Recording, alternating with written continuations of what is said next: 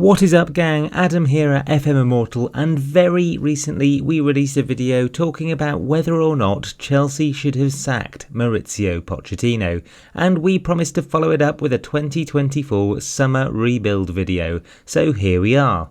Our objectives in this one will be to keep it very realistic, not necessarily bringing in the best players in world football, and to address those areas we spoke over in the last video, but equally trying to balance the books a bit and comply with financial fair play. So let's see how we get on, shall we? So starting out then, we're going to look at who in real life Chelsea are getting linked with in terms of both ins and outs. And now if you want to see rumours swirling and transfer rumours in Football Manager, you can go to your social feed, which you sometimes see automatically after progressing to the next working day. You can actually then filter this one to just be social. Now I'm getting lots of rumours for Valencia because I think that's the attributed favourite club of my in-game manager. If you had your own team here, if I had Chelsea, I'd probably get a lot more relevant stuff. But if you go down, you can see some really helpful comments like "we are filthy rich, ha ha ha ha." But my favourite one has to be this one from Raquel Franco: "Buy some better players." Very helpful. Thanks for that. But in real life, in terms of ins, Chelsea are obviously being linked with every striker on the football spectrum, from Osimhen to Benjamin Sesko and Gyökeres of Sporting Lisbon.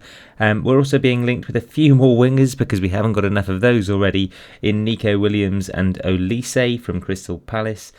Surprisingly so, there is no out-and-out left-backs or right-backs in the transfer rumour pool for Chelsea at the moment.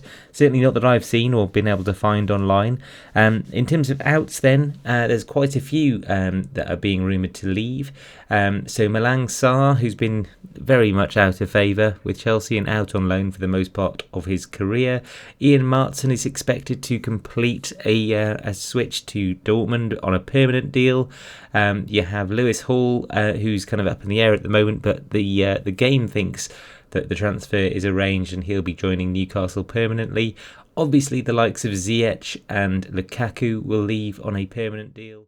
I'm pretty sure you guys know how these sorts of videos work and the mechanics of FM transfers, so we'll spare you the detail of how we balanced our transfer and wage split, sold all of our available clauses, and hired countless intermediaries to sell some of that dead weight we've just interrupted ourselves talking about. Let's just skip on to the good bit, shall we? So I think we're done here. We haven't been able to get every single player and position that we'd like to have done covered. Let's have a look then, shall we? First of all, at the transfers and transfer history. So a lot of outs, actually. I think 23 players left. 2 of those were on loan. A few of those were young players out on frees as well. But yeah, it was a mass exodus for the Chelsea squad. But a lot of dead weight left in the likes of Ziyech and Lukaku. We managed to get rid of to Real Madrid for 10 million.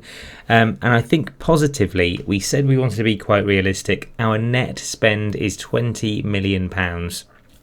But we were only able to bring in 4 players. 5 if you include that new deal for Gallagher, who would have otherwise been out of contract. So we're happy with that one. And yeah, we did spend quite a lot on the players that we brought in, actually. Although I don't think that's true. I think the Matty Cash one, we've actually only spent 8 million on that. But yeah, 8 Nuri for 33. How Pedro for 77 that we've spent so far, but committed to a further 22. So he was the big name signing. Again, another £100 million chucked at Brighton as part of our rehabilitation programme to turn Chelsea slowly into Brighton 2. But yeah, we didn't get a lot of money. So fees and the actual revenue of these fees was about 30 to 40% on average, I would say. But we didn't get a lot of money in. Unfortunately, Sterling, our best bet, Happy to see him go for 33.5 million. And then Ian Martson then was the only other double-digiter, I think. Oh, and Brozier, of course, who went to West Ham for 14.5, which is a lot lower than we were expecting to get for him. But yeah, overall, that was the ins and outs of it. Let's have a look then back at that squad planner and see where our depth is now. So we've only got the 3 strikers still, so we are still probably lacking in terms of depth up front here. But actually, I think between Pedro, Jackson and Nkunku, we're going to have a lot more firepower, a lot more rotation if they all stay reasonably fit. I'm not going to expect them all to see out the season because they will be broken at some point, I'm sure. But for the most part, this is a bolstering compared to where we were last season, with how Pedro, I think, perfectly poised to fit the bill in lieu of the other 2. Yeah, we didn't bring in any wingers. I think we've got enough of those at the club already. We are putting our faith in the midfielders that Chelsea already have. So Cesar Casadei and Enzo, as well as Caicedo and Lavia, of course, supported by Gallagher in basically any position. But then Ugachukwu and Chukwuemeka making up the numbers here. So Ugachukwu being the kind of ball-winning midfielder replacement for Caicedo. And André Santos, of course, as well. He hasn't actually left on loan, so we've got an extra Brazilian in the middle there too. Ultimately, there's numbers, but not necessarily quality and chemistry in the midfield for Chelsea at the moment. We're hoping that will develop in the next season. Crucially, then, we got that extra support in terms of Matty Cash, which you saw the deal that we actually put through. It was quite a good steal, I think. Unrealistic probably in real life for that one to come true.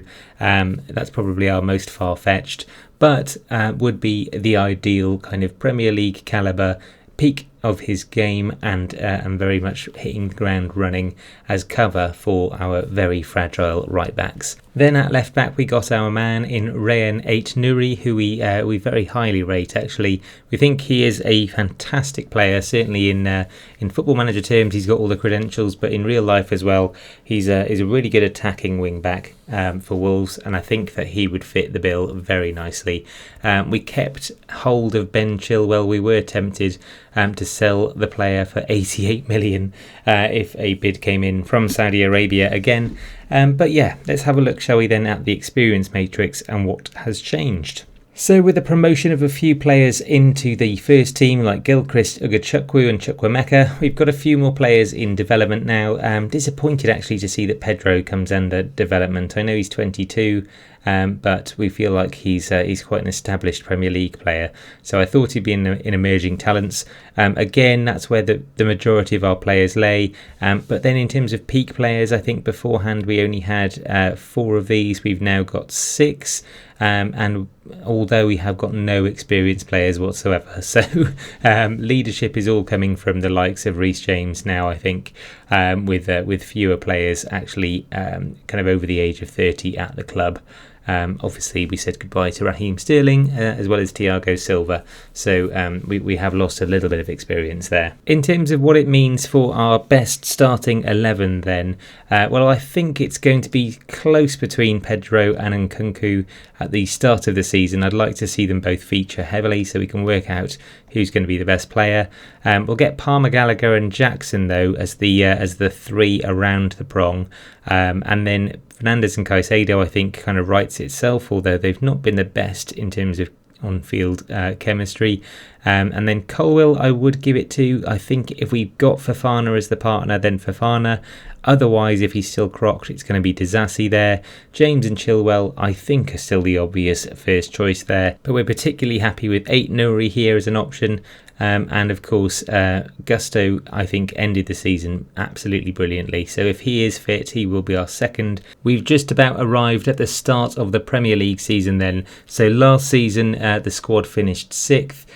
We're going to give the reins, I think, over to another manager now and resign from this position. Then simulate forward a year, so it's a little bit more true to how a squad would be managed, rather than us just ignoring players for an entire season. And we'll see how we get on in terms of Chelsea's final position at the end of the 24-25 season. So it's such a funny. This is such. Oh, this is such a funny set of results. Chelsea finished a lot worse off, -7 goal difference, 45 points, and in 11th place. However, they won a trophy. They won the Europa League with João Pedro the top scorer. Surely that's top scorer in the competition as well. A 2-0 win over Dortmund in the Europa League final. João Pedro was top scorer as well in the Premier League for Chelsea, but it was just not a good setup. I'm predicting that the manager there has not got a lot of support, because that cannot be a happy squad that's finished 11th in that position. But the UEFA Champions League qualification is theirs, and that is at expense of Tottenham. You've got to love it. Fantastic. So, not a good finish. It's not a real fair result on the success of the rebuild, because ultimately the manager just upped and left, and that would have probably altered performance. Oh, they sent Mudryk on loan to Palace. What are you doing to me? Okay. So, ignoring that complete travesty of a second simulation, this was our final semi-realistic rebuild in its entirety. We brought in Ait Nouri, João Pedro, Matty Cash, Tosin Adarabioyo, we'll just probably call him Dave from now on, and we were very happy to keep hold of Gallagher, as we also put our faith in the youth prospects that Chelsea have coming through in the midfield. Of the outs then, we totted up a massive £152 million worth of revenue, saying goodbye to the likes of Raheem Sterling, Armando Broja, Ian Martson and 20 others in total, including the deadweight of Kepa, Lukaku and Ziyech of course. But who else did we want to sign but couldn't? Well, there were 4 or 5 other realistic targets. Not that we'd expect to have got them all though, but amongst those we had Michael Olise, Alvaro Odriozola, who's Sociedad's first choice right back. That would have been in place of Matty Cash, of course. Then, turning our attention to Dortmund, we'd have liked to do a raid, bringing in Füllkrug, our favourite deep-lying forward out there at the moment, and or Schlotterbeck, who we rate incredibly highly.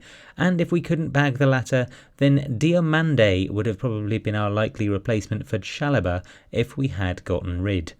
Whilst we have the stage then, it would be rude of me not to say the dream signings that would remain for me in what I would see as value order: Federico Di Marco, aka the best left wing back in the world and our favourite FM player of all time; Victor Osimhen then, who just feels like he's already Chelsea in some way and would lead the line so sublimely. And then a winger who's flown under the radar since a standout performance at the last Euros, Federico Chiesa of Juve, who we expect to see flying with Lazuri again this summer and who we think would be a really good fit on either flank for Chelsea. But what do you think of our rebuild then? Was it unrealistic or too much change at once? Who would you sign if you were in charge at Chelsea this summer? Let us know your wheelings and dealings down in the comments and hit that like button for us if you've enjoyed our first foray into rebuild videos. Until next time though, my friends, adios.